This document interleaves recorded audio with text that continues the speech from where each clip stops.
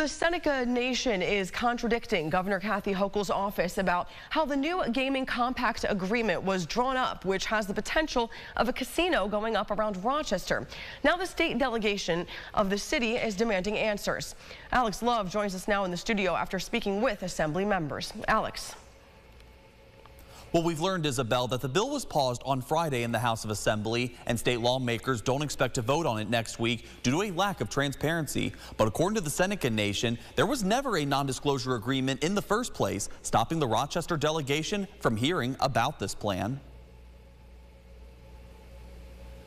Since a new agreement on gaming doesn't need to be reached by New York State and the Seneca Nation until the last month of this year, Assembly members of Rochester believe there's still time to renegotiate a plan to include input from the city. We talked to our leader, Speaker Carl Heastie, on Friday and asked him to hold the bill and not bring it to the floor for a vote. We've heard from him as of yesterday that said we would not be voting on it this week when we return back on Tuesday and Wednesday.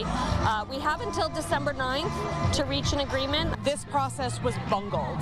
I have to respect the opinions of my constituency who overwhelmingly oppose a casino in the Rochester market. We were not told in a timely manner what the contents of a bill we were supposed to vote on contained. In a statement, Seneca President Ricky Armstrong argued, quote, "The blame of keeping Rochester officials out of the loop lays directly at the feet of the executive. The executive and nation never entered into a non-disclosure agreement," end quote. Now delegates demand answers. I can't fathom what's more unbelievable.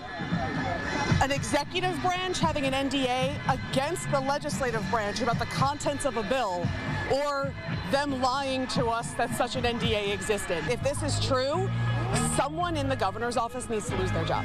The Rochester delegation has met once with the Seneca Nation since these complaints came up. To be on board with any bill, they demand more studies be shown on how expanded gaming could impact the region. We deserve to see at least, if nothing else, the impact data before we decide on our vote, both on the businesses, the casinos that already exist here, as well as our community, which is and does have its own challenges with poverty and other things like that. And Seneca President Ricky Armstrong also called the Assembly's decision to put off this vote despicable and claims it jeopardizes the well-being of Seneca families, while claiming their gaming operations generated over $2 billion to the state of New York over the past 20 years, plus another $500 million in that time frame to local governments. Isabel? All right, thank you very much for that report, Alex. And you can read the full statement from the Seneca Nation, President and other Rochester delegation members about their opposition over at this article on RochesterFirst.com.